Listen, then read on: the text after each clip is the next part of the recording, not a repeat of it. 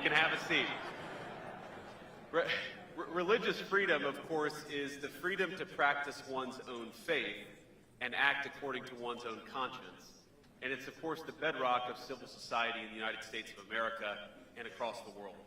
We know in America faith nurtures our communities.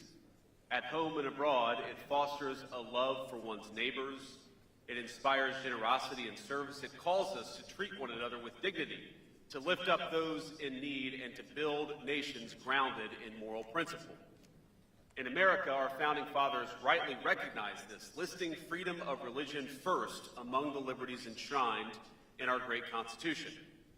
Before he was elected president, John Adams, who was the first vice president, I might add, observed that politicians, quote, may plan and speculate for liberty, but it is religion and morality alone which can establish the principles upon which freedom can securely stand.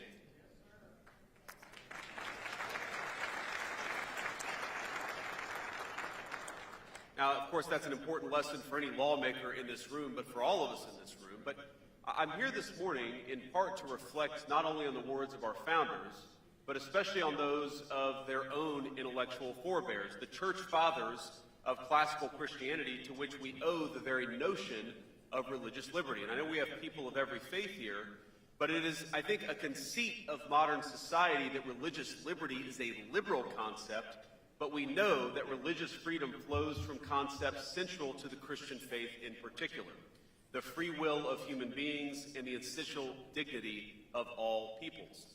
We find its foundational tenets in the Gospels themselves, with Christ's famous instruction to render unto Caesar that which is Caesar's, and unto God that which is God's. Early Christians, of course, suffered greatly, and unfortunately, many Christians still suffer today at the hands of oppressive state power. It weighed heavily on the church's first theologians and apologists. Reacting to the persecution of his fellow Christians in the 3rd century, the early church father Tertullian of Carthage published an open letter to the Roman consul.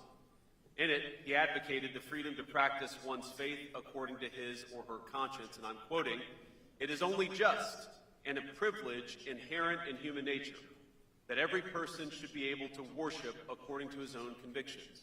The religious practice of one person neither harms nor helps another. It is not part of religion to coerce religious practice, for it is by choice, not coercion, that we should be led to religion," end quote. Now, perhaps unsurprisingly, it was the same church father who is credited with first coining the phrase, religious liberty. Decades later, another Christian apologist would go on to advise Emperor Constantine, quote, "Religion cannot be imposed by force. The matter must be carried on by words rather than by blows."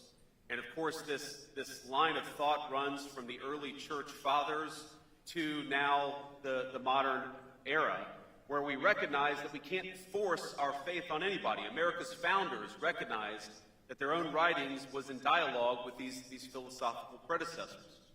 In his personal correspondence, Adams himself made references to both Tertullian and other church fathers. Thomas Jefferson owned an edition of Tertullian's collected writings, which he marked up and which today sits in the Library of Congress. In fact, in a personal copy of his own Notes on the State of Virginia, Jefferson went so far as to handwrite Tertullian's quote about faith in the margins of a passage on religious liberty. This is the legacy that has guided America's political principles from the founding to this very day. We remain the world's largest majority Christian country, and the right to religious freedom is protected by the people, for everybody, whether you're a Christian, a Jew, a Muslim, or no faith at all. But religious liberty is not simply, as we all know, about legal safeguards. It is also about fostering a culture in which faith can thrive, so that men and women can fully appreciate and respect the God-given rights of their fellow citizens. Because one of the wonderful apparent paradoxes of religion is that in connecting us to the sacred and to the universal, it deepens our commitment to the particular, to our neighbors, to our obligations to one another, to the individual communities that all of us call home. I know that many of you came from all over our country. And I know that many of you know that I come from a poor part of our country. And growing up, my family and I, we were Christians, but we weren't regular churchgoers. My grandmother, who raised me, was a deeply faithful woman in her own way, but she was skeptical of institutionalized religion and rarely attended Sunday services herself. But on the occasions when we did go, whether it was with her or later with my father to his Pentecostal church in southwestern Ohio, and certainly now as a member of my own congregation, I was always struck by what I saw. And I will tell you that my grandma once told me that in the area of eastern Kentucky where she grew up, even the Episcopalians were snake handlers. I don't know if that was true, but that was just Mama's little spin on her own community. But think about it. Church was a place, and still is, where people of different races, different backgrounds, different walks of life came together in commitment to their shared communities and, of course, in commitment to their God. It was a place where the CEO of a company and the worker of a company stood equal before their worship of God.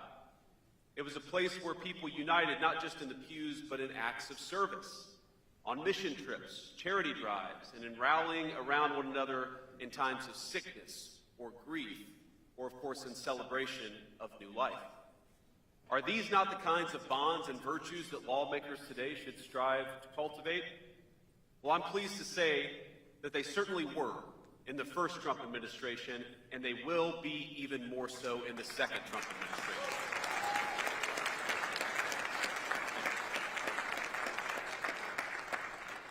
Now, in his first term, President Trump centered the cause of advancing religious freedom in his foreign policy.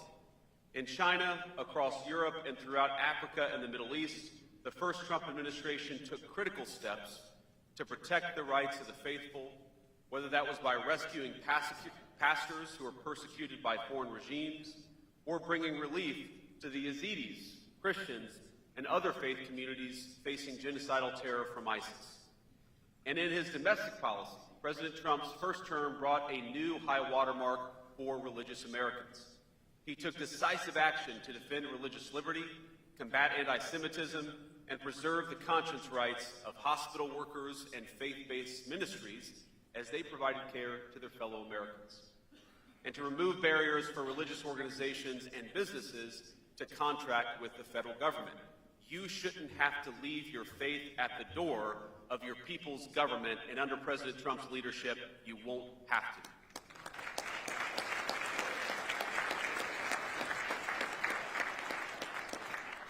Now, we are only in the third week of his second term, but I think it's safe to say we've accomplished maybe more in the last 2 weeks than a lot of administrations have in a few years.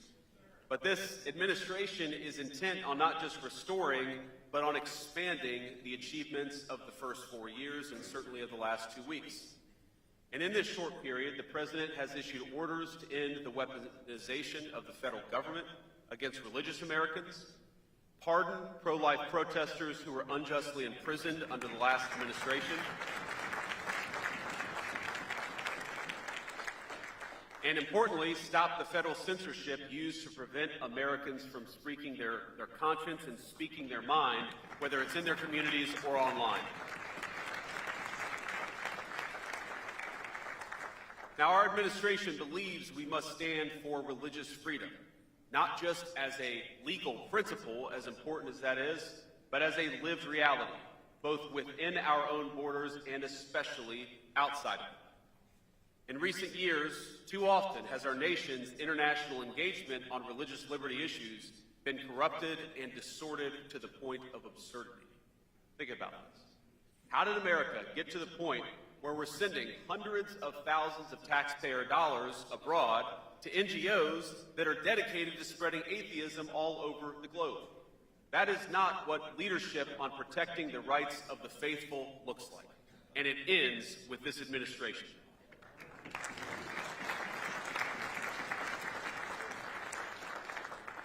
And I'd add that part of our protecting religious freedom initiatives means recognizing in our foreign policy the difference between regimes that respect religious freedom and those that do not.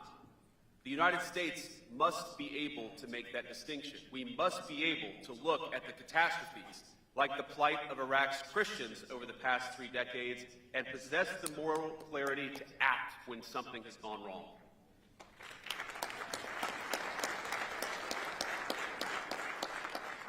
Now, this administration stands ready to do so, and thankfully, President Trump chose to nominate as Secretary of State one of my dear friends, and I believe one of the great living champions of religious liberty across the globe, a person whose dedication to religious liberty flows from his faith in the same way that mine does. And of course, that's our great Secretary of State, Marco Rubio, confirmed 99-0 by the U.S. Senate.